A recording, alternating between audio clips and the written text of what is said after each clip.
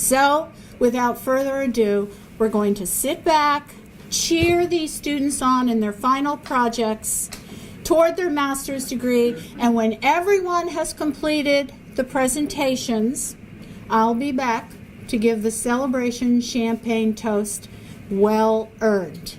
Can I have my first speaker, please?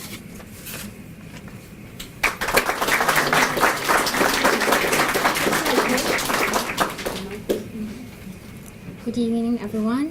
Thank you for coming tonight. Let me just turn it up a little. Try this. Okay. Hello? Can you hear? Not yet? You hear me?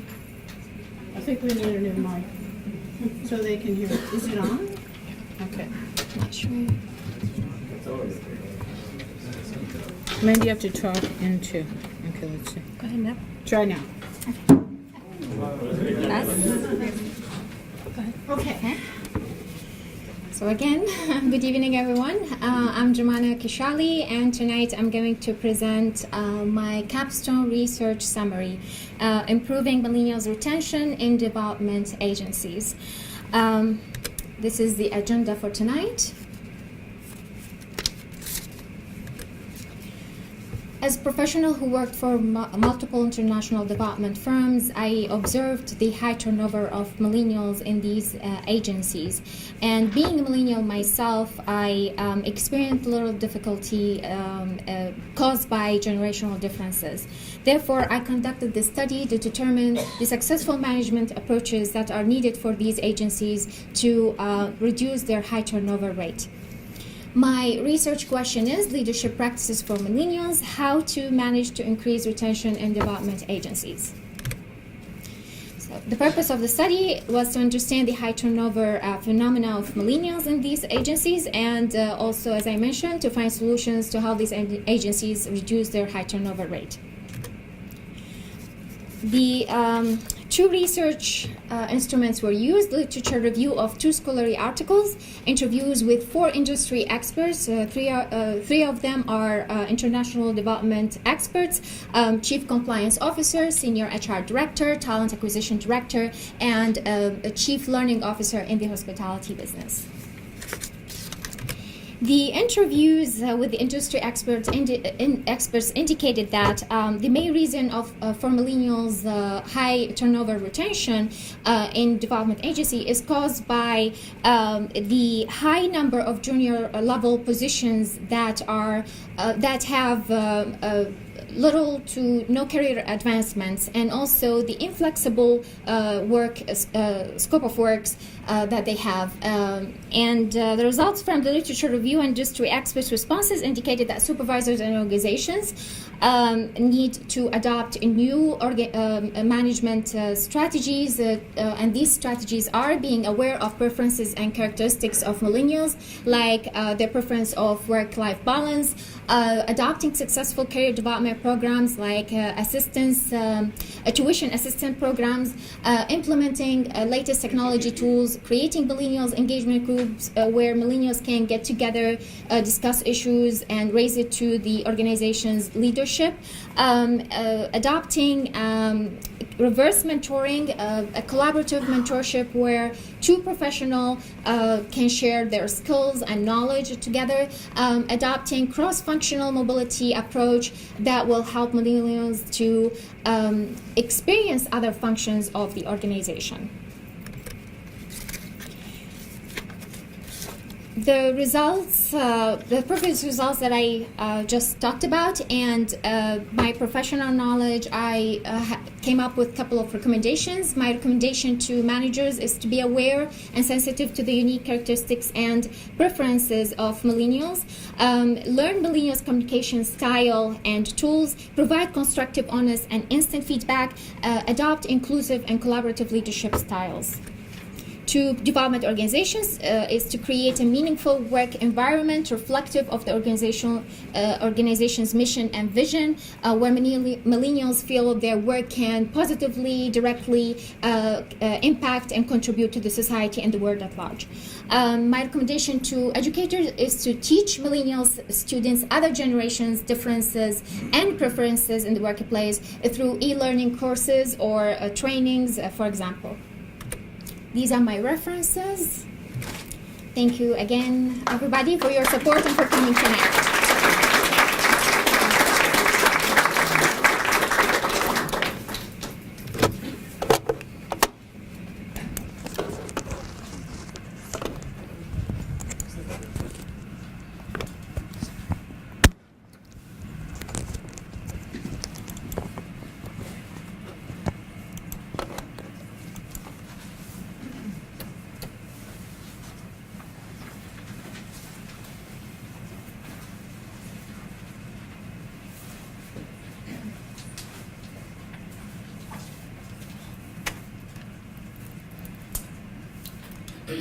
Good evening, everyone. My name is Katrina Allen Austin, and tonight I'll be presenting to you a brief summary of my Capstone research project, Leadership in Projects, Transformational Leadership Style and Project Performance. The research question for my project was, can transformational leadership style positively impact project performance? In the way of background information, federal agencies are becoming more and more project-oriented. And what we know is that projects fail or underperform for many reasons, including poor leadership. Project-oriented organizations are focusing more on effective leadership as a critical project success factor. And it's important to understand the relationship between the two so that we can improve project successes. The research methodology that I used for the project was aimed at collecting data that would support the supposition that leadership style, particularly transformational leadership style, directly and positively impacts project performance. Data for this study was collected through a combination of expert interviews and case study review. The experts were chosen because of their project experience and leadership roles. And the interview questions were specifically developed to solicit specific qualitative data. The particular journal articles were found in scholarly journals such as the International Journal of Project Management, which provided valuable information. So some of the results, this particular diagram is from one of the case studies that I reviewed, and it shows the author's framework for the study, which showed that transformational leadership is directly and indirectly related to project success. So what you see here is that in H1, hypothesis 1, there's a direct connection, but yet there are also other connections indirectly as exhibited in the H2 and H3 lines. And what it showed basically supported the research question that both case studies showed that transformational leadership has a significant and positive relationship with project success, and that the data that was provided by the industry experts in the interviews also supported the same research. As a recommendation for what the research showed, we wanted to let federal agencies know that transformational leadership style positively affects project success. And in doing so, that they should be using metrics to measure their successes. Without that, they would know whether projects are failing or succeeding, because these are measurements that will show you that information. An outgrowth of using these metrics is that the agencies will understand that they need to be retaining, they need to be attracting and retaining and training and developing people who exhibit transformational leadership style. If they already have leaders that are in the agency, additionally, they would need to make sure to develop that as a style preference going forward. So in closing, I'd like to leave you with this thought. Outstanding leaders go out of their way to boost the self-esteem of their personnel. If people believe in themselves, it's amazing what they can accomplish. And this was by Sam Walton of the Walmart fame. And that is my presentation. Thank you so very much.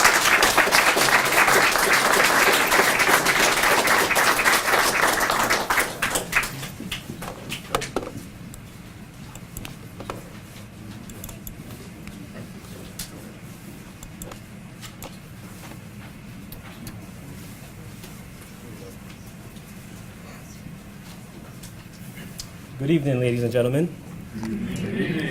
My name is Obioma Arungwa, and today I'll be presenting my Capstone study on using leadership theories and operational procedures to fight Medicare fraud. A little background. Medicare is the nation's largest insurer of individuals over the age of 65, and is being defrauded to the tune of $60 billion a year. That's billions with a B. My research question is, how can leadership theories and operational procedures help in the fight against Medicare fraud?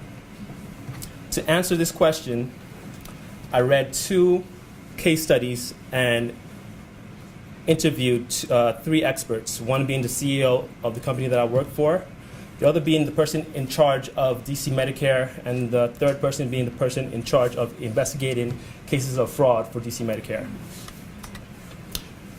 The results of my research led me to believe that there are 4 main factors that are impeding the fight against Medicare fraud. One being a lack of stakeholder communication. If you want to fight a problem, you have to involve all stakeholders, and you have to talk to them and let them know what the plan is. The system is bloated with too many unnecessary and outdated tasks.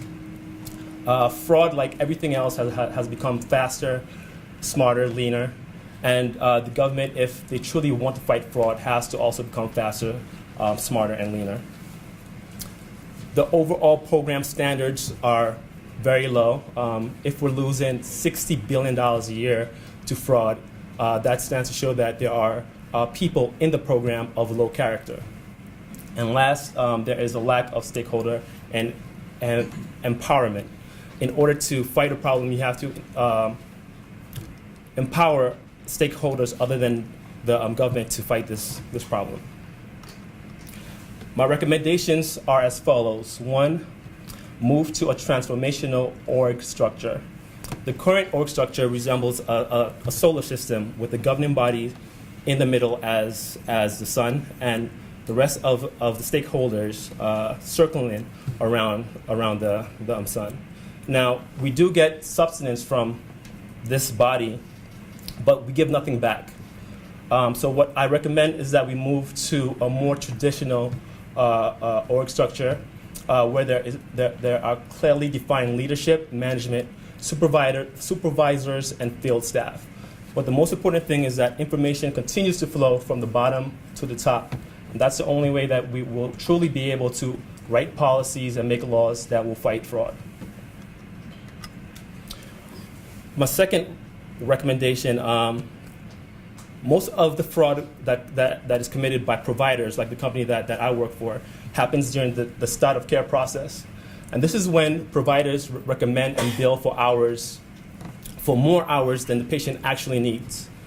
I recommend that the start of care process be taken away from the providers and be given to a body that has no interest in padding hours or no skin to pad hours. My third recommendation is to increase the barrier to entry. Most of the fraud that happens in healthcare in general is committed by field staff, also known as home health aides. As you can see from my chart here, the current barrier to entry allows anybody with $250 and 2 weeks of free time to become a home health aide. That attracts people with low character, and I recommend that the barrier to entry be increased to $1,500 fee, a 3-month study course. They have to get a license that can be taken away if they commit fraud. They have to get what is called a national provider ID, which allows us to track what they do. and the license has to be renewed every 2 years. Because we are asking them to do a lot more, I also recommend that we increase their pay from $10.50 an hour to $14 an hour. That is my presentation, my references. Thank you very much.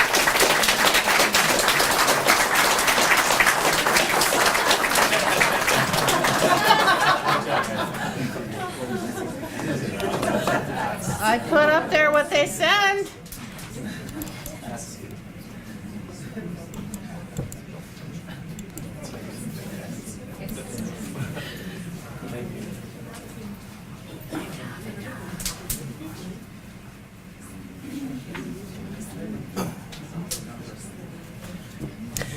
Hello, good evening, everyone. My name is Victor David.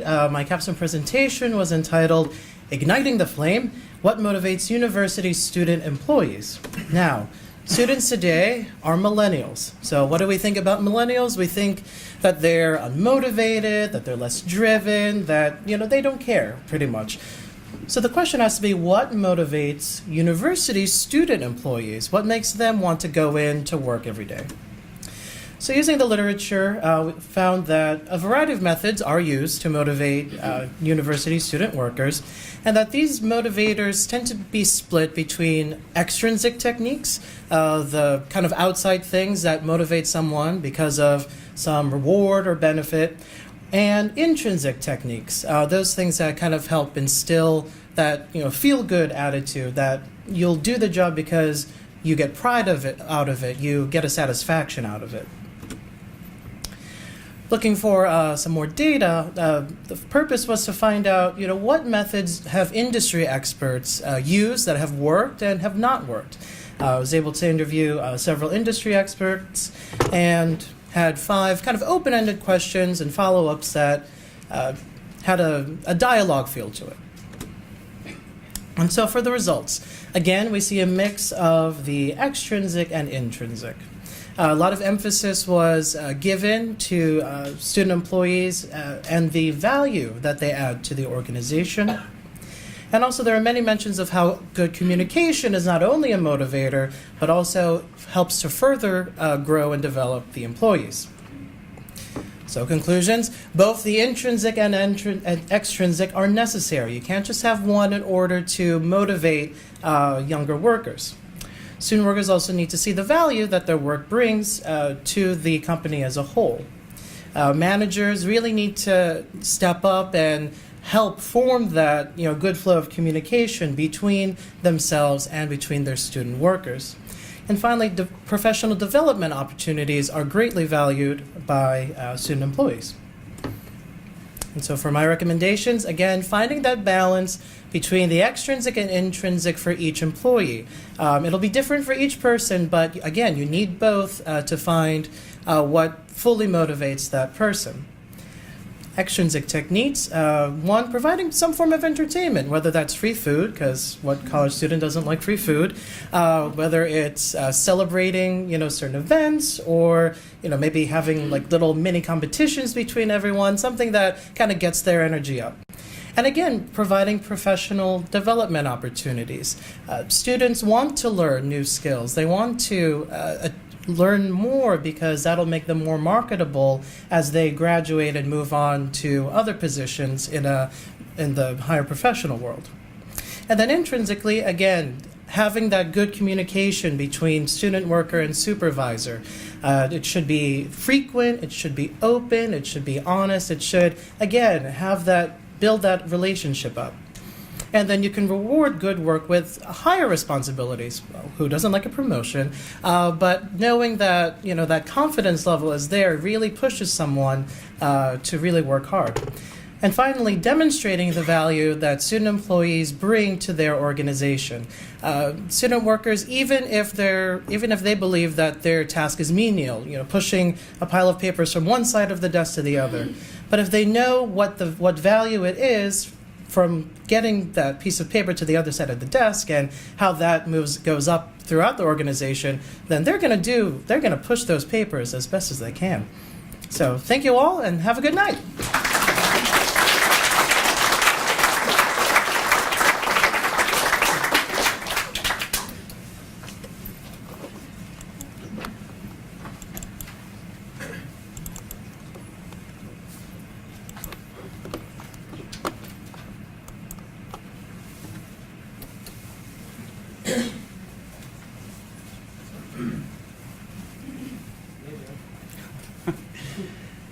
Good evening. My name is Joseph Duncan, and my capstone title is Substance Abuse in the Retail Sales Workplace.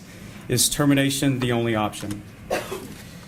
The agenda for tonight will be my research question, the literature review, methodology, results, conclusions, recommendations, and references.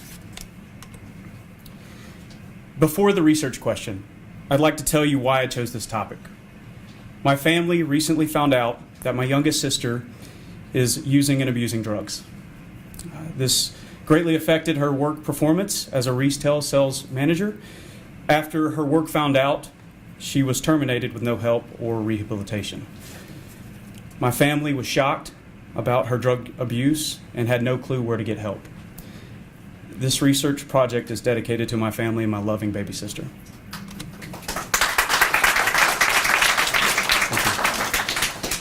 I performed 2 literature reviews. The first was titled Law Enforcement Officers and Employee Assistant Programs by Donnelly, Valentine, and Ohm in 2015. And what was interesting from this was it focused on police officers, and it found out that few knew what employee assistant programs were, and if they did know what they were, they didn't know where to go and get help. The second literature review was a cluster of randomized trial of alcohol prevention in small businesses, a cascade model of help seeking and risk reduction by Reynolds and Bennett in 2015. The discovery in this work was that a minimum of just 4 hours of alcohol and drug abuse training can show a major reduction in alcohol and drug abuse problems in the workplace. My methodology. The purpose of the study was to identify successful alternatives to the alcohol and drug addiction in the workplace besides termination. I performed 3 30-minute phone interviews with industry experts. The first was a director of the U.S. military unit. The second was a chief human resource officer. And finally, a director of manufacturing support. The results. We did find that there was a major alcohol and drug addiction in the workplace. We found that termination is not the only option. And we found that we must find strategies to rehabilitate valuable employees. Conclusions. It is taboo for employees to admit they have a problem. We found out with a police officer example, if they did have a problem and they admitted that they had a problem, then they would luckily get fired. It's very expensive to fire employees. Random drug screenings were only used at the beginning of the hiring phase. And finally, drug policies must support rehabilitation. My recommendations. Successful alternatives to termination include 4 hours of annual alcohol and drug addiction training. Employee assistant programs, they need to know what it is and where to get help. And finally, add addiction rehabilitation to healthcare plan. These are my references, and thank you very much for your time.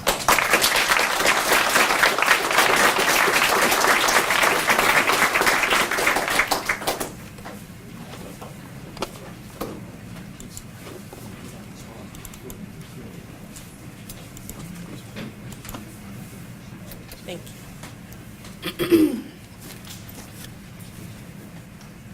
Hello, everyone. I have bronchitis. I just found that out yesterday, so please bear with my voice. All of a sudden, it's deciding to act up. But today, we're here so that I can talk to you about my project, which the title is The Influence of Alternative Training and Development Methods on Today's Workforce. My research question was, how do non-traditional training programs influence the professional development of employees? And this is important because today's workforce is so busy trying to get work done, and businesses don't have time to send employees to traditional face-to-face training, which is how most employees used to get training. So now we're introducing some alternative methods, and I wanted to examine that more. The methodology was the purpose of the study, which was to explore the influence of the non-traditional training methods that we're introducing and how those are affecting organizations. And so I interviewed 3 industry experts. I asked 6 well-designed, open-ended questions so I can get all the data I needed. And I reviewed 2 scholarly articles. The first article, the name of it was The Impact of E-Learning on Workplace on-the-Job Training. And the major takeaway from that article was that program design is very important when you're talking about non-traditional training and development programs. And other very interesting points that stood out to me was that the rate of growth for e-learning in organizations is 13% increase each year. So that means every year there's a 13% increase, more e-learning training happening in the workforce. And then also, e-learning is a $107 billion industry as of 2015. That's a lot of money. The next article I read was a blended learning approach to course design and implementation. And that talked about two styles of being able to design blended training programs. One is a core and spoke model, where it's more like modules. So you take a module here, you take a module there. They're not necessarily connected, but they exist within themselves. And then the program flow model, which is kind of how we learned in high school. You learn a chapter, you take a test, you learn a chapter, you take a test, and they build upon one another. The benefits that this article talked about was that a blended learning approach to training and development helps to provide efficiency during training and development, meaning you can get so much more information out to your workforce and to those who needs to be trained by using a blended model. There might be some face-to-face training, but it also might be some e-learning programs. And also it provides reinforcement. So what they learn in the classroom, they might not remember. So you're able to follow it up with doing some type of e-learning or non-traditional approach. And then lastly, people learn differently. And we were talking about millennials earlier. Millennials learn differently than most of the workforce. So introducing new ways for people to learn is always a great option. The results from the interviews that I did were that pretty much I interviewed 3 industry experts. They were all VPs in human resources, and they all are using e-learning currently in their organizations. They all are using face-to-face learning, and then only one of them was using gamification, which is the idea that you make learning fun, you make it a game. And then lastly, they all are using some type of group training methods. And so what that showed us is that right now, currently, organizations are using a blended model because they have so many different needs in the workforce, and they're trying to meet those by using a blended model or blended approach to training and development.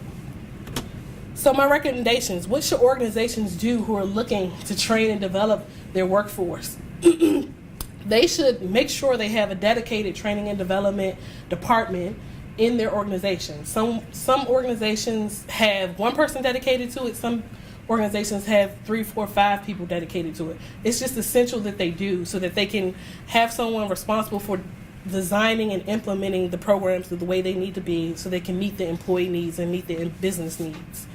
Next, the organization should try to implement some type of blended training method, whether it be e-learning, which I think is very popular based on the research and based on my knowledge from the industry. If they implement some type of e-learning option, they may see an increase in participation, and they also may see some retaining employees, because employees are able to professionally develop themselves. And these are my references. Thank you for your time.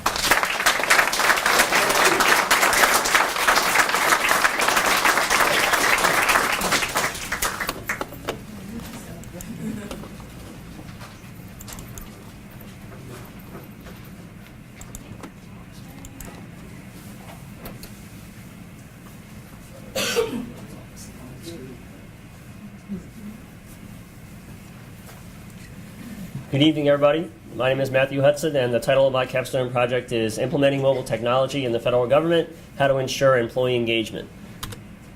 My interest in this topic comes from my current employment in the federal government in a law enforcement agency where our mission and our success is tied to the community, it's tied to the public, it's tied to our presence. So for us to be successful, we must be mobile. So we want to be mobile. Our IT department has a history of adopting a stance of deployment. And due to that deployment stance over an implementation or a planning stance, we've seen failures in the past of technology, and specifically of mobile technology. So my capstone comes from an interest in seeing how I could help. In order to conduct this capstone project, I did a literature review, and I also did interviews with industry experts. These experts included people representing the federal government, state governments, nonprofit, and private industry. And the idea behind trying to represent all fields was to ensure that I'd have multiple examples of people who had done these things successfully. From the literature, we found, from the interviews actually, there were some themes. And then from the literature, we looked at the first one, employees' acceptance of mobile technology in the workplace. And what this found is that specific workplace conditions, as well as social influence in the workplace, leads to increased usage of mobile technology. And that increased usage of mobile technology in the workplace leads to higher workplace performance. The second article looked at a set of practices known as PERK, power, information, reward, and knowledge, that lead to increased engagement in the workplace. For the interviews, they followed a couple themes. The first one looked at benefits and drawbacks of mobile technology. The second one looked at best practices. Third looked at engagement. And the last looked at lessons learned. And some interesting findings from the interviews were that the subjects listed benefits of mobile technology twice as often as they listed drawbacks.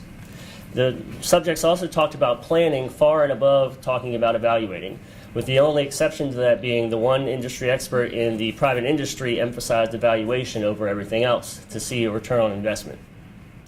The subjects also talked about the importance of equally valuing and equally involving both your early adopters of technology and your critical end users. So those users who are unlikely to adopt, who might even be resistant to adopting, and acknowledging they both bring value to your planning process. And then lastly, the subjects stressed the importance of stressing the benefit to the end user. In any mobile technology implementation, the focus should be on what the benefit is for the end user, the employee, before it is the focus of what the organization benefits if you want to see successful adoption. So the conclusions from the study were that the use of mobile technology in the workplace is supported, and that this was also supported by the statements of the interview subjects. We also learned that there is a framework available to increase engagement in the workplace, and we saw through our subjects that organizations are currently doing these things. So my recommendations fall 2 overall and then 3 sets for planning, implementing, and evaluating. So overall, leadership must be involved as the messenger of the overall vision of the mobile technology initiative. If leadership's not involved in every phase of the initiative, it won't work. They should also communicate frequently during all phases. In regards to planning, it's important that we plan early and plan often. We can never plan too much. As stated earlier, we have to involve that critical end user because sometimes their feedback will be the best feedback that you're going to get. We also need to determine the benefits to the end user up front and make sure that those benefits to the end user drive your communication efforts. In regards to implementation, make sure that you engage your employees how they want to be engaged by offering training in multiple formats. Share early successes with your implementation and ensure that you celebrate pre-established milestones, and then provide constant access to support. In regards to evaluation, you should develop and maintain a system for constant feedback, updates, and improvements, and develop metrics for evaluation, especially around mobile technology. In any mobile technology, following this list of recommendations will undoubtedly facilitate the success of any new mobile technology in the federal government. In a time of constant technological change, where citizens can do anything anywhere in their personal lives, the federal government must ensure that they keep up. Thank you.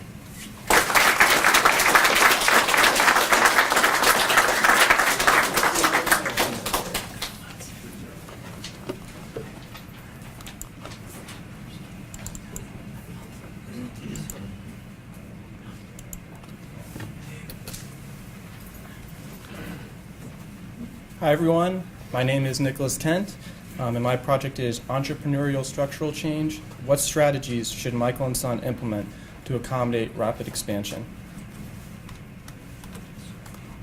So tonight's agenda, first I'm going to go over the research question, then I'm going to discuss the literature review, then I'm going to go over the methodologies of the project, and then end with the conclusions and recommendations. So the research question. The research question is, what are the correct methods and strategies for an organization that is shifting from an entrepreneurial-driven structure to a formalized company? The literature review centered on 2 articles. Article 1 was integrating the organizational change literature and model for successful change. The most important concept from this journal is the importance of ensuring institutional memory and skills are not lost during an organizational transformation. This can be done through a variety of ways depending on the organization. Article 2 is the empirical study on the relationship between entrepreneurial cognitions and strategic change momentum. A key takeaway from this article is ensuring that the transfer and distribution of company knowledge is done properly. This can be done through organization training and development programs. The methodologies of this project. They were done through in-person interviews with industry leaders. The industry leaders included Subject 1, who's the founder, CEO, and owner of a commercial real estate firm that's based in Arlington, Virginia. Subject 2 is a retired entrepreneur who is the founder of Castle Security Systems, which was sold in 2007. And Subject 3 is the former president and CEO of Quantum Resources, which is based in Richmond, Virginia. So the conclusions. There were 5 key points for an organizational structural change. This includes employee development and training, internal promotions, organizational culture, determining a leadership strategy, and accommodating clientele needs. And from this, there were 2 recommended strategies determined from this study. This includes an internal structural strategy that helps prepare the organization from within, where structural changes occur, and an external clientele awareness strategy that helps guarantee that the organization's customers are their top priority during this process. The internal structure strategy has 4 areas of focus. First is employee development and training that prepares the employees for the organizational structure change and centers on specific areas of importance to that company. Next is internal promotions that evaluate the current group of employees and determine which workers need to be moved to different departments or promoted based on the organization's needs and performance. Then we have developing an organizational culture. The entrepreneur and the management team will discuss the organization transition that is occurring and determine the best culture for this organization. And last, the importance of determining a leadership strategy. This leadership strategy should fit the organization's culture and the needs to properly planned and executed. The management team should also be in agreement with this leadership strategy, so it's spread throughout the organization without any complications. The external clientele awareness strategy is strictly customer-driven. This strategy focuses on understanding the consumer and guaranteeing their needs are met when the organizational structure change for an entrepreneur-driven structure to a formalized company occurs. The entrepreneur and the new management team need to ensure the quality of the service or product that they are providing does not decline during this process. And I'd like to thank everyone for their time tonight, and that concludes my presentation.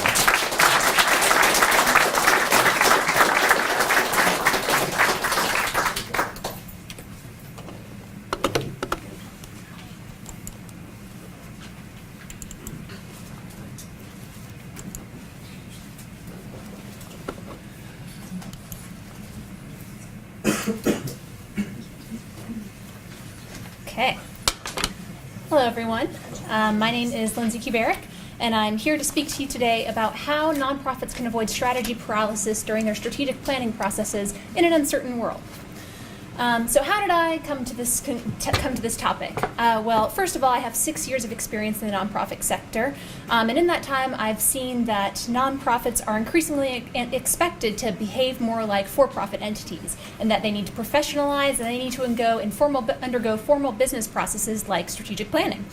And then secondly, I work for a global research organization with offices all around the globe, and we're currently undergoing our next 5-year strategic planning process. So this is kind of a very live topic for me, and I've engaged and wrestled with it a lot at my organization itself.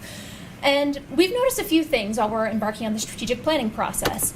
And to sum it up, to quote the famous philosopher and I guess great World Hall of Famer Yogi Berra, the future just ain't what it used to be.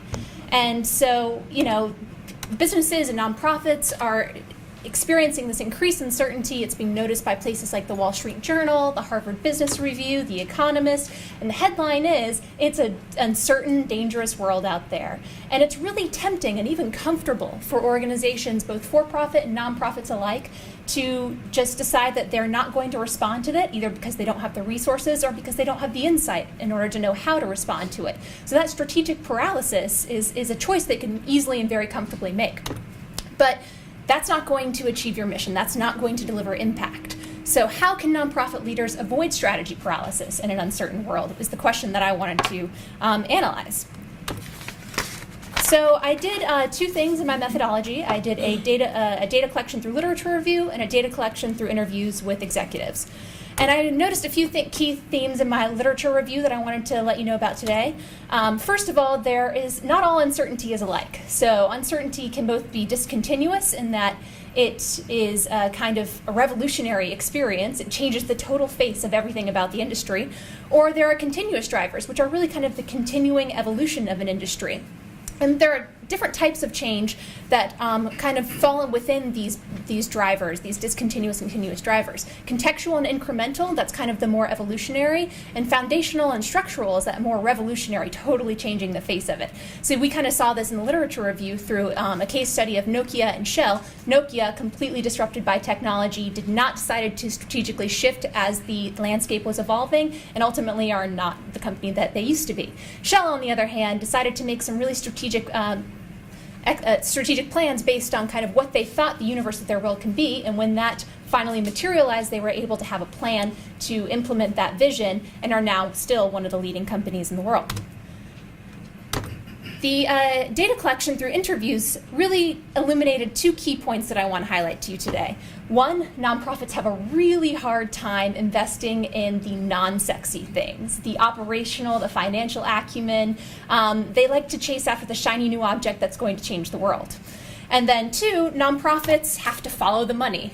So this really won't come as a surprise to anyone in this room probably, but nonprofits are often subject to certain restrictions when it comes to the donations they receive. And they also sometimes cannot necessarily deliver the strategy they want because they have to be responsive to those donor requirements.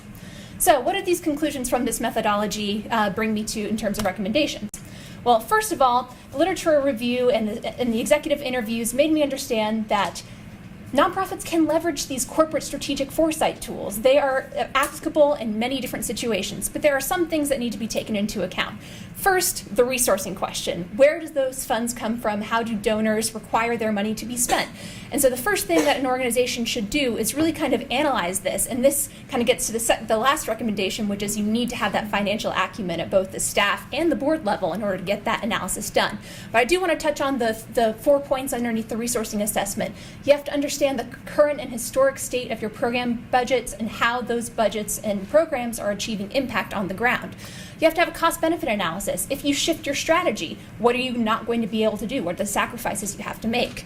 And then you have to do a funder analysis that is really about understanding the relationships, the nature of whether they're transactional in nature, so donors giving you money in exchange for something that they want, maybe like a tote bag or a membership to something, or if there's really a relationship of co-creation where you're working on strategies together, you're bringing problems to them that they're helping you solve, and so you kind of build trust through that way. And then also an ecosystem analysis, and in the for-profit world, this would be called a competitor analysis. So you have to understand in the landscape of what you want to do, who else are you competing with? Now, nonprofits don't like to talk about their other fellow nonprofits working as competitors. They like to think of them as partners. So you can, apply the lens that you want, but ultimately you have to know who else is going after the same money that you are.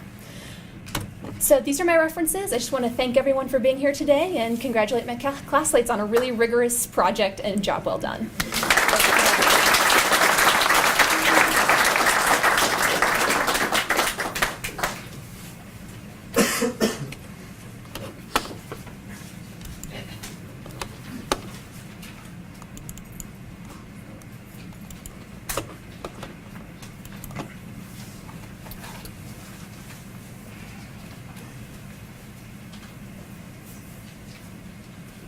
Hello, good evening, everyone.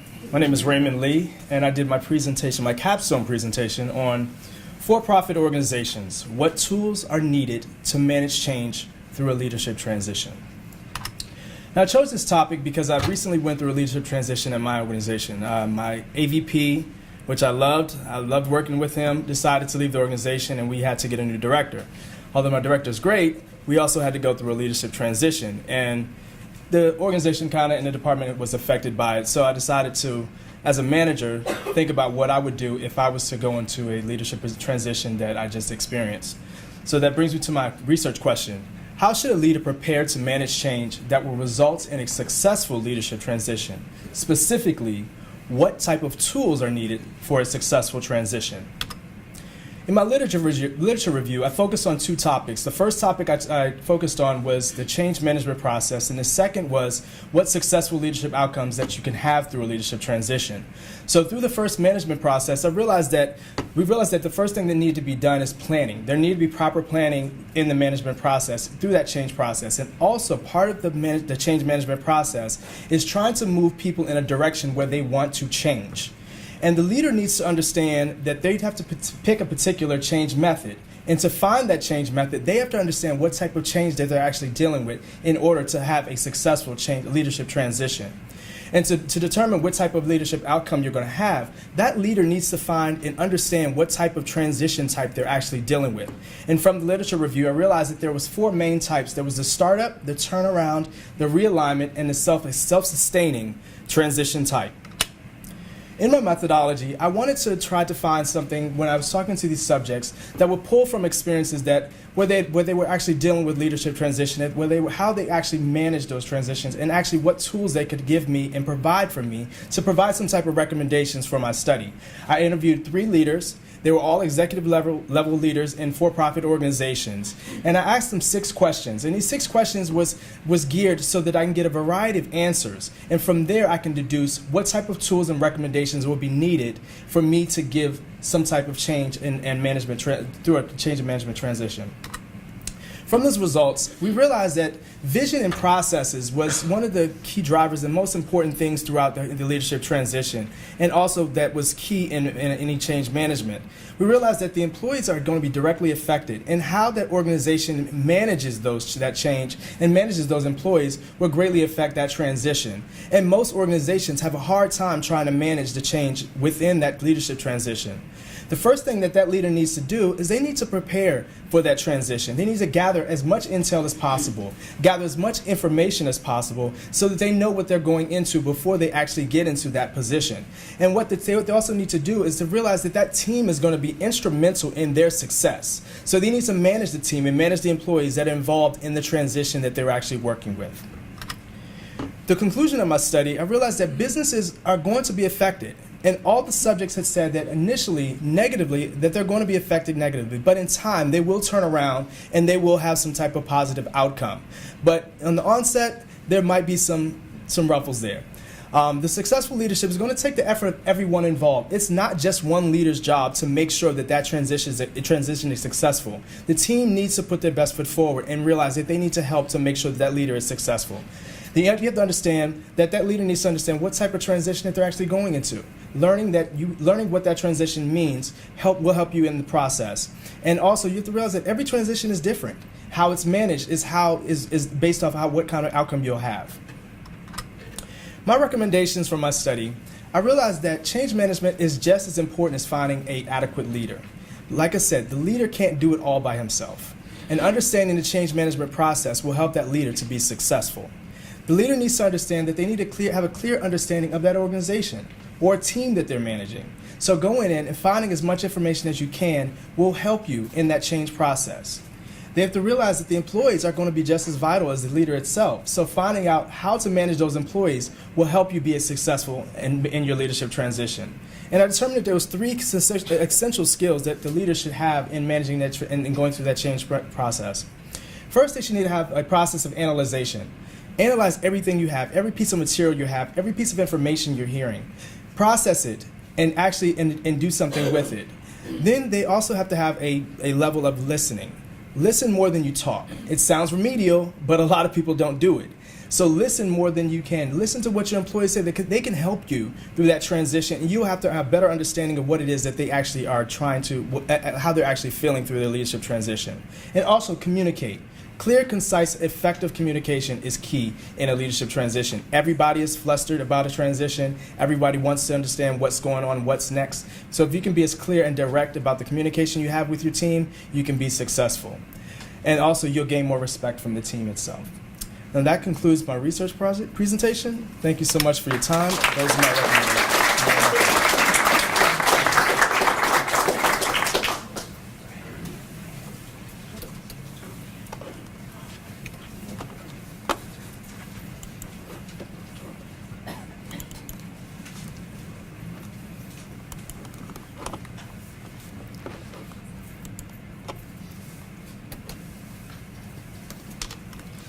Oops. Hi, so my name is Fiona Mccarran, for those that don't know how to say it, because no one does. My presentation is Why Understanding Millennials Leads to Business Retention. So a bit of background about this. Currently, 1/3 of all workers are millennials. They are more likely to leave their jobs than, say, Generation X's. They're also the least engaged generation. And because of the high turnover rates, it's expensive. It cost the American economy $30.5 billion last year. So my research question is, why understanding millennials leads to business retention? Can companies retain millennials by learning what motivates them? So the purpose was to find out what millennials want and what motivates them in the workplace.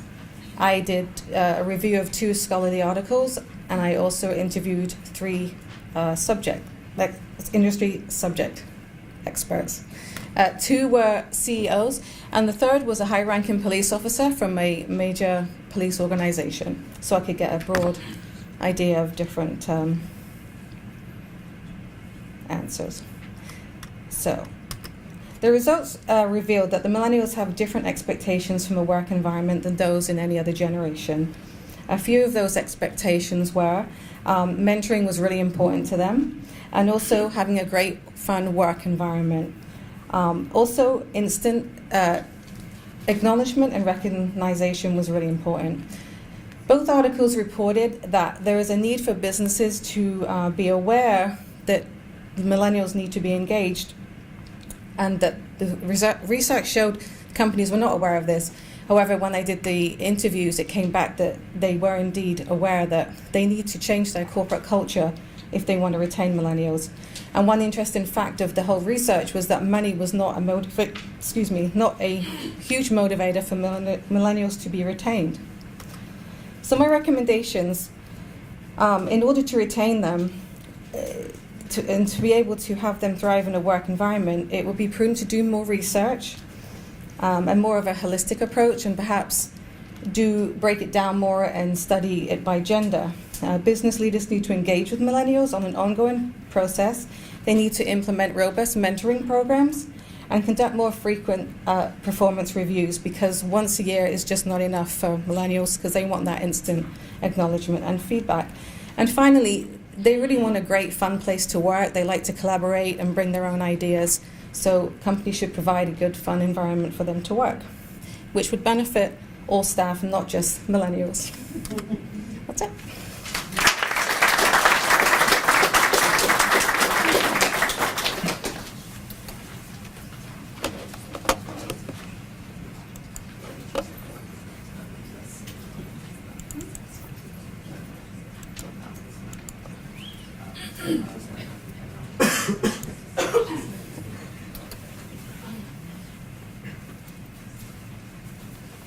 Good evening, my name is Nakia Mali, and tonight I will be presenting a summary of my capstone project titled Retaining Millennials in the Business World. I chose this topic because as a millennial, I have a variety of expectations when it comes to working for a specific organization. This includes whether or not I would have a work-life balance or flexible work arrangements, as well as an overall fun organizational culture. Additionally, today there is a high turnover rate of millennials in the business world, and business leaders need to implement new workplace strategies in order to retain them, which is how I came up with the question I focused my project on. What is the best approach for leaders to retain millennials in the workplace? My literature review consisted of 2 articles. The first Recruiting and Retaining the Next Generation from the Journal of Government of Financial Management. From this article, I came up with 2 themes, which include millennials are quick to adapt to new technology that supports remote work options or compressed work schedules, which would help increase the likelihood of retaining them. Additionally, business leaders looking to retain millennials should engage them early in conversation by having a pre-established progression model that outlines what a potential job or career looks like. From the second article, Employee Retention, 7 Common Sense Ways to Keep Your Star Millennials, the 2 themes that I came up with were programs should be developed where employees can choose what's most valuable to them by using a system of spending credits that they can apply to benefits that they want. Secondly, millennials have a desire to work in an organization with a purpose and values and where they can do more than just work. They want to have a genuine passion for what they do and make meaningful contributions to the mission of the company. Following the literature review, I was able to put together 4 open-ended questions. The purpose was to learn and understand what successful strategies organizations have used to retain millennials. I conducted 3 interviews with industry experts ranging from the federal government, county government, and financial services industry. From these interviews, I was able to come up with 4 results with a variety of answers from my industry experts. All 3 of them noted that business leaders need to provide a flexible work environment. Secondly, they need to offer professional and career development opportunities. Third, they need to allow millennials to work on a variety of different projects. And lastly, provide incentive benefits outside of the norm. So from these data results, I was able to come up with 4 recommendations that I feel as though business leaders would need to implement in their organizations in order to retain millennials. The first would be implementing flexible work arrangements. This includes working from home, allowing them to work in other departments and not just sit in a cubicle, work in a more collaborative environment. Offer career and professional development opportunities and training programs. Offer training, let them know that you are willing to help them move on within the company and not just stay in one place. Third, provide incentives and benefits outside of the standard healthcare and vacation benefits. Yes, we all love healthcare and vacation benefits, but as a millennial, we want other things. So at my company, Fannie Mae, we have a program where we receive points for good performance and behaviors and following the mission of the company. These points can be put to use for gift cards, vacations, clothing, and jewelry, stuff that we want. And lastly, develop and maintain an organizational culture fitting for millennials. Make it fun. We like fun, free food, monthly happy hours. That's the things that we enjoy. So from my project, I was able to come up with a conclusion of how, if business leaders were to implement these strategies, implementing new workplace strategies would allow for lower turnover and an increase in productivity, as well as cost saving for the business. Thank you.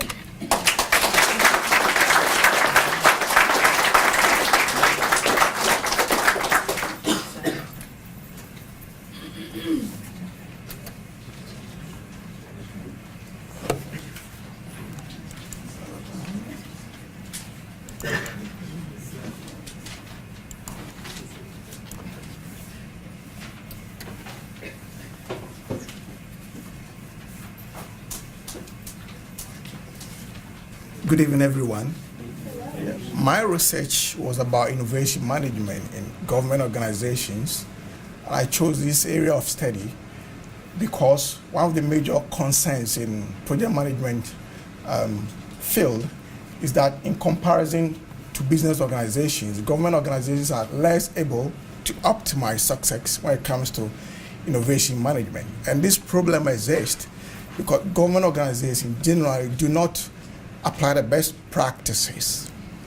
So my research question was, can government organizations optimize success in innovation initiatives using project management techniques? And I asked this question because I wanted to find out if there are any project management practices that government organizations can use to successfully manage innovation projects. I did some background work, and I reviewed 2 articles. They were both case studies of very successful projects, and the authors strongly argue that those projects succeeded because they use appropriate project management techniques. And I also conducted interviews with industry experts, and they also told me that if government organizations can apply appropriate project management techniques, they can really maximize success in their innovation endeavors. Based on the interviews and the literature review findings, I came out with the following conclusion.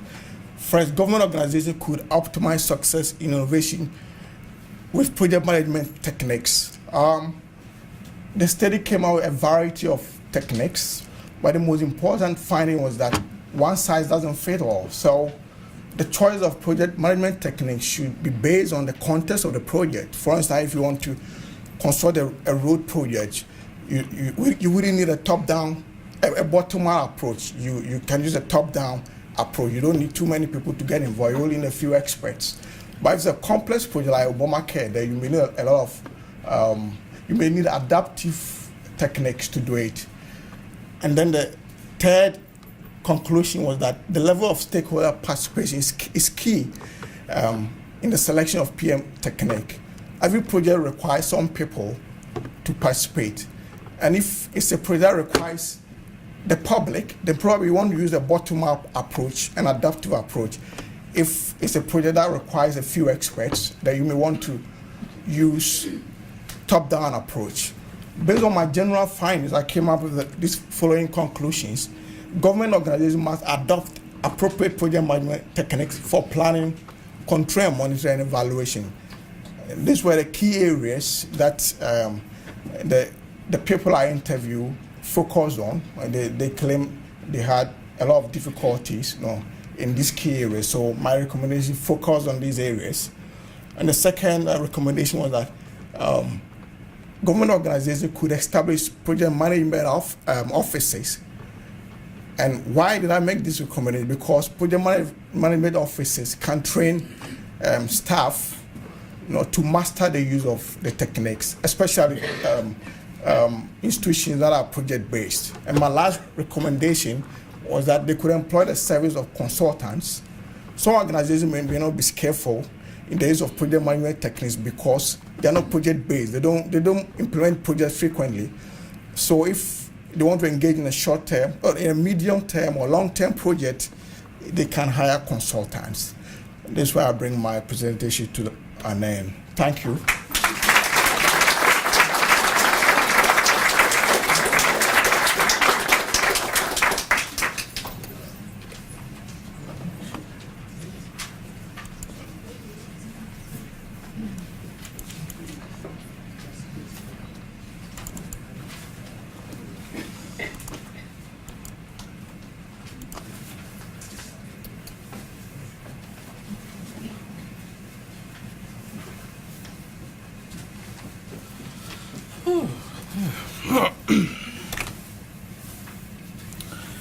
Good evening, everyone. My name is Chris Pierno, and tonight we're going to just have a little discussion about communication, specifically regarding nonprofits.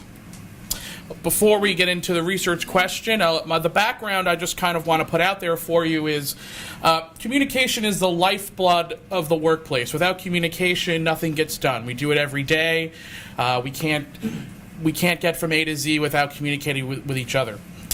Specifically with nonprofits, they can sometimes struggle with communication more than a for-profit business. People are more mission-centric, and they're more focused on, I just want to be here, instead of trying to communicate. So I wanted to address how can we fix this problem before it starts. So my research question is, does communication impact productivity?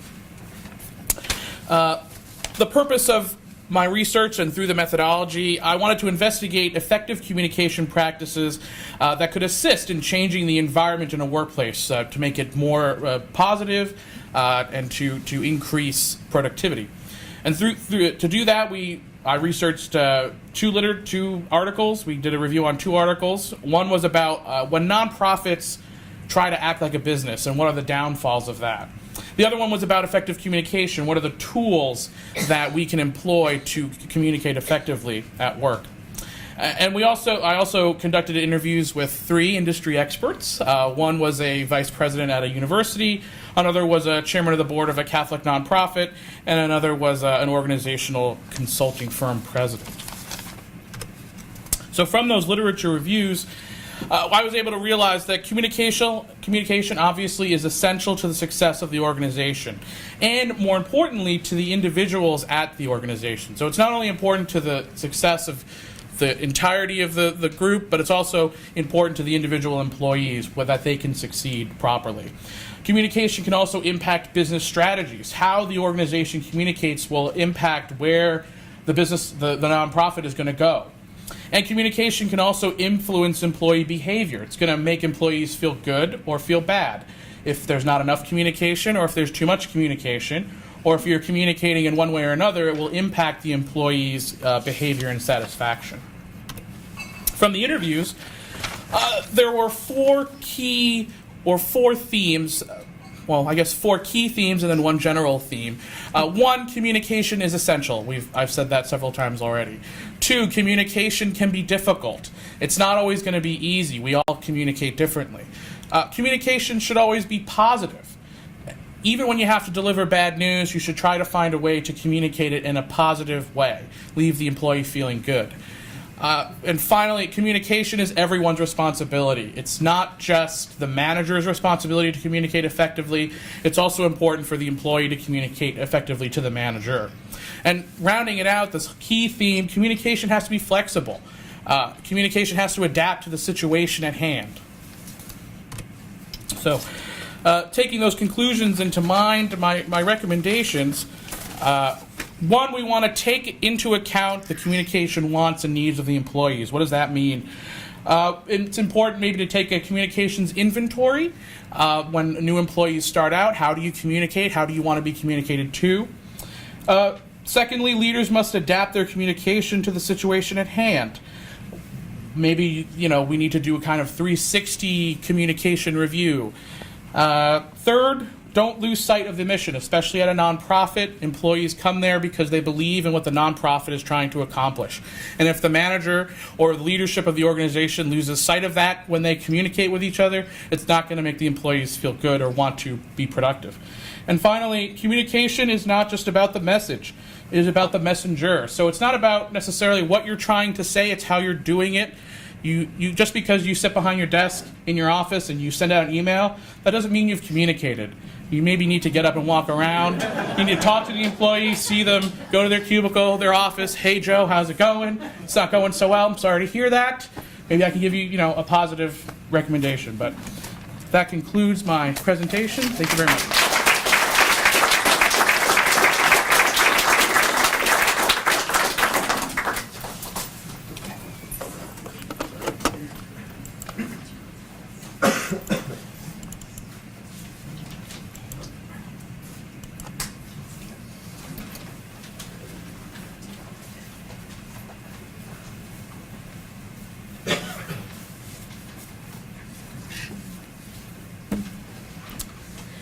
Good evening, my name is Teddy Sappho. My Capstone presentations over stakeholder satisfaction and how organizations can resolve customer complaints. So, my research question, does stakeholder satisfaction matter? And the reason why I went with this question is because, well, last year I went through an awful experience where my own auto insurance company they should have taken 2 weeks rather to resolve a claim, but instead it took them 5 months to resolve my claim. So I wasn't really happy. And so I wanted to find out, what are large organizations doing today to resolve conflicts between themselves and their stakeholders? So, besides reviewing 2 scholarly articles, I spoke with 3 leaders in customer-oriented industries. I spoke with 2 airline executives, and I spoke with the director of operations from a small business. So the 3 things I took away from our literature review. 1, stakeholder satisfaction is attainable if you can strike the right balance between satisfaction and customer acceptance. Secondly, A simple but yet robust complaint mechanism plays a direct role in stakeholder satisfaction. And thirdly, implementing a detailed ranking system which allows consumers to really rank services and brands between each other will allow organizations to know how they're doing and also to where they can improve.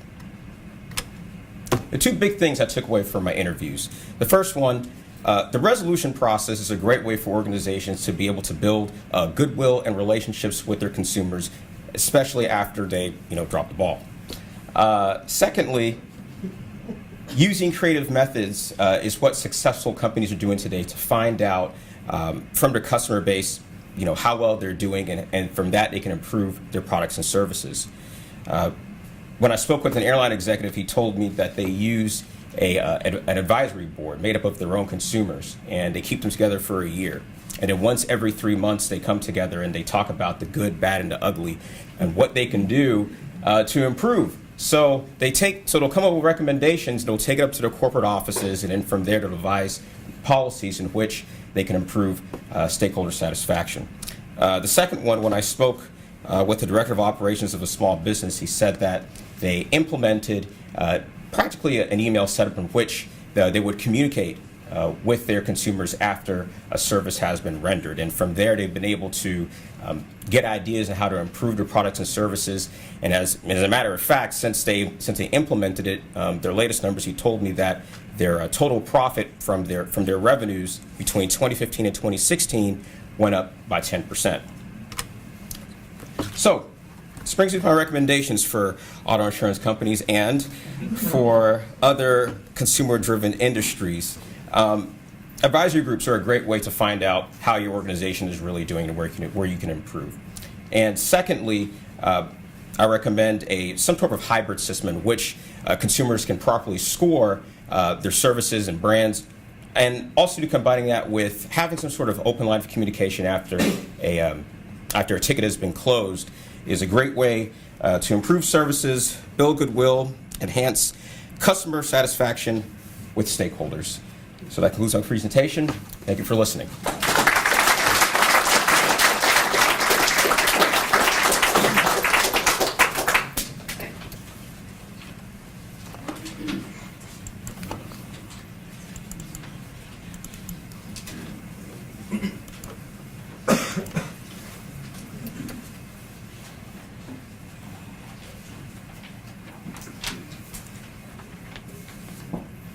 Good evening, everyone. How's everybody doing tonight?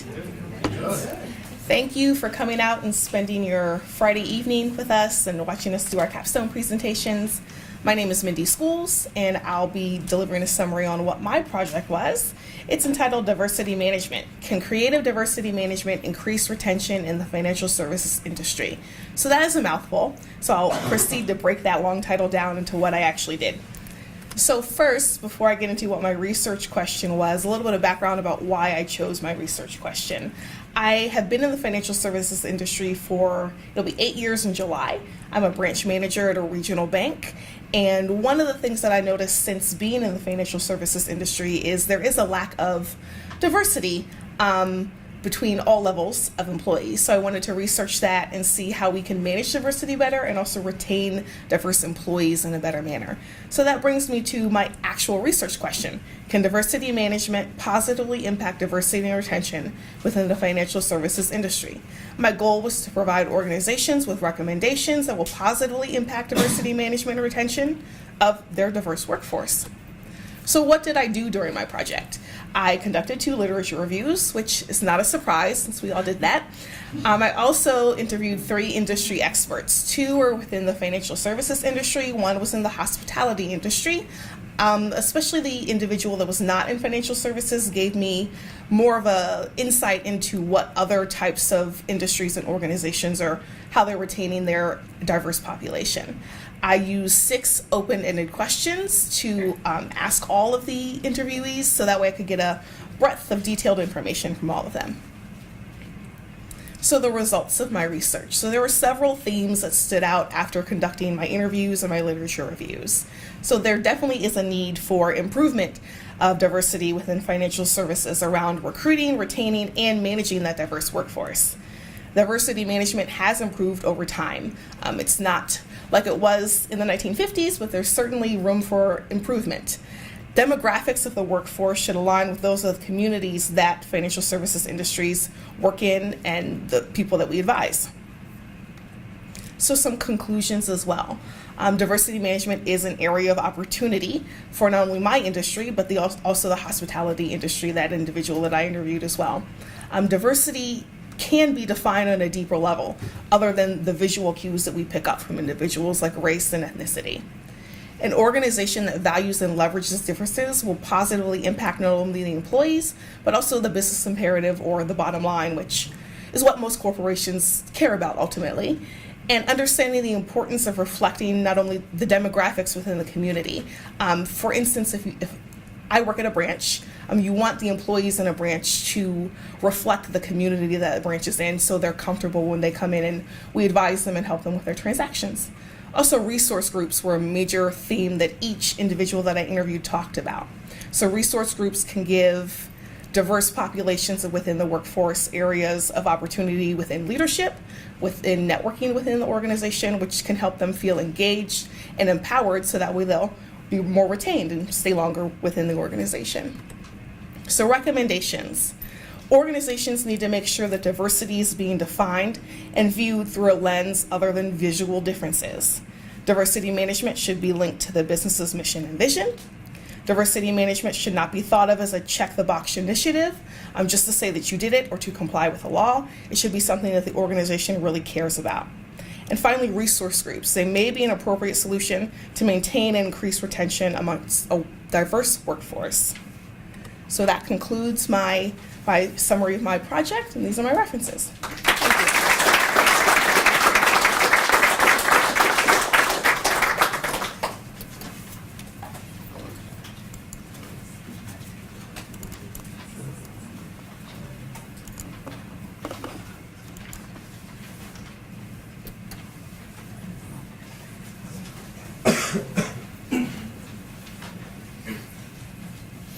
Good evening, everyone. Move that up a little bit. Good evening, everyone. My name is Patrick Walsh. I'm going to be presenting my capstone project, Leading a Nonprofit Organization. What are the core competencies needed for the next generation of leaders? So my research question is, what are those core competencies that are needed from a leader working in a nonprofit organization? So I wanted to find out, what are those skills, or what are those competencies that you want to make sure that your nonprofit is able to move forward into the future and be successful. So I did a literature review. The two main themes that I found were that there was a high amount of interpersonal skills by leaders in nonprofit organizations. The other theme I was able to find was that there was a high amount of use of participant style of leadership, meaning that leaders in nonprofits are often involved in every step of the organization, not just at the very highest levels. My methodology included an interview of executives in different nonprofit organizations. The population focus in each nonprofit differed, however they did overlap, looking at a nonprofit working with veterans, the homeless population, and those working in the behavioral health industry. So my results, the top traits identified by the interviewed subjects were humility, grit, analytical skills, emotional intelligence, integrity, and vision.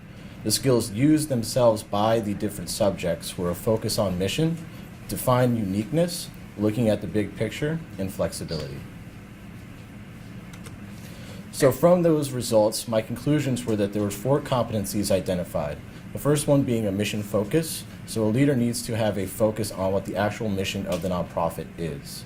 The second one is problem-solving skills. Nonprofits are much more adjusted by the different environments and need to make sure that they're able to navigate those landscapes and those issues as they pop up.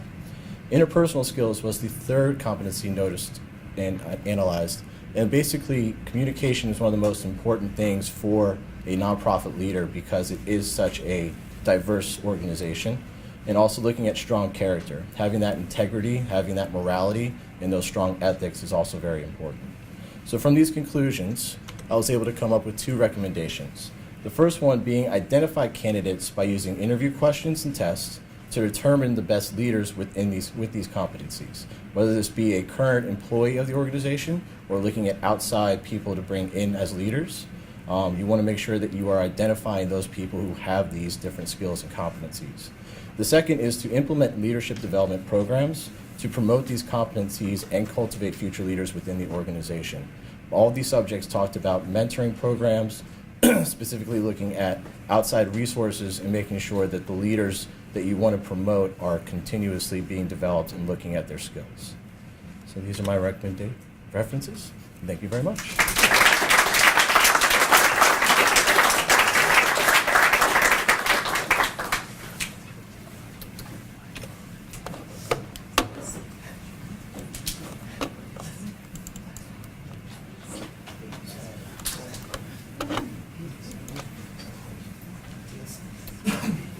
Let's bring this home.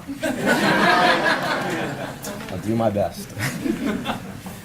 Good evening, everyone. My name is Michael Waglum, and I will be presenting a brief summary of my capstone project titled, How Does Formal Project Management Add Value to Athletic Departments?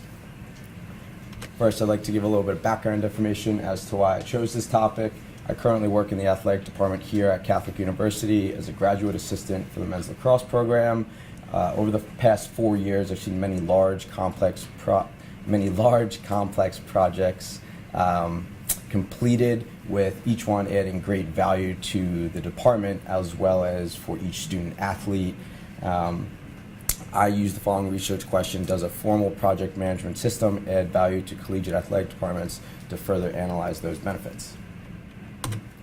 As I began this research project, I reviewed 2 scholarly articles in order to better understand project management and other industries that it's utilized in.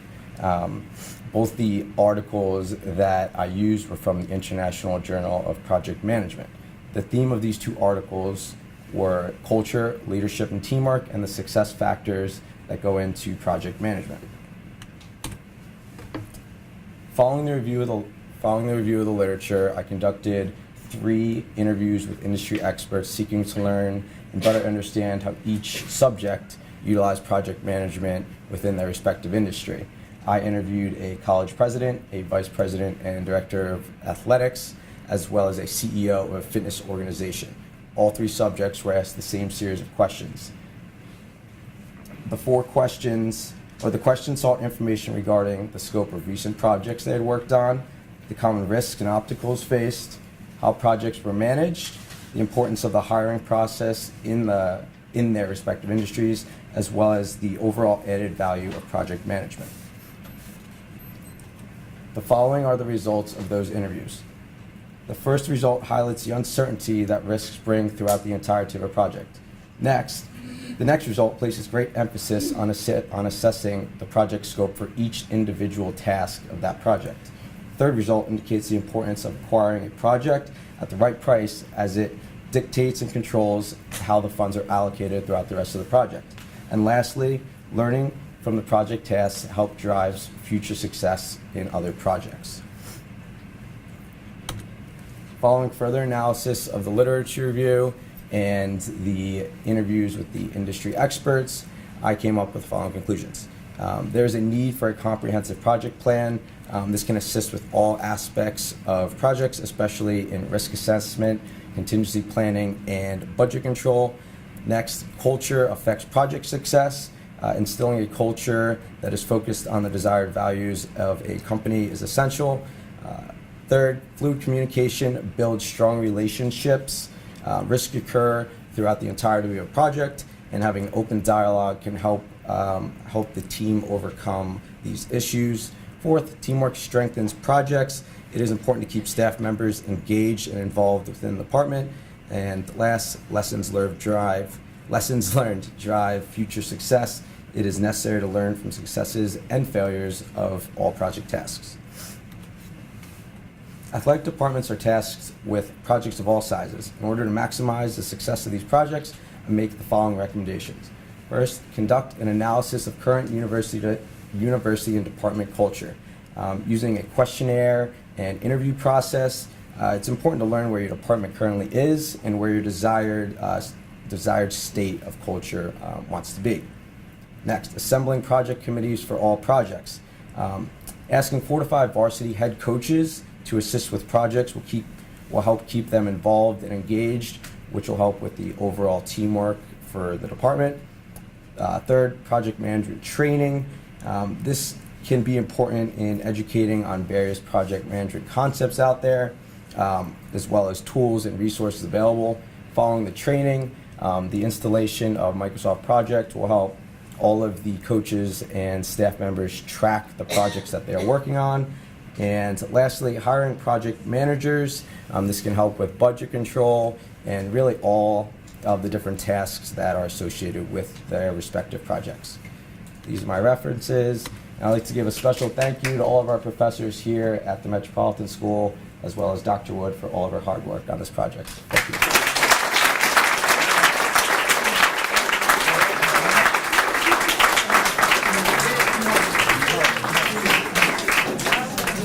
Did I promise you amazing research? Yeah.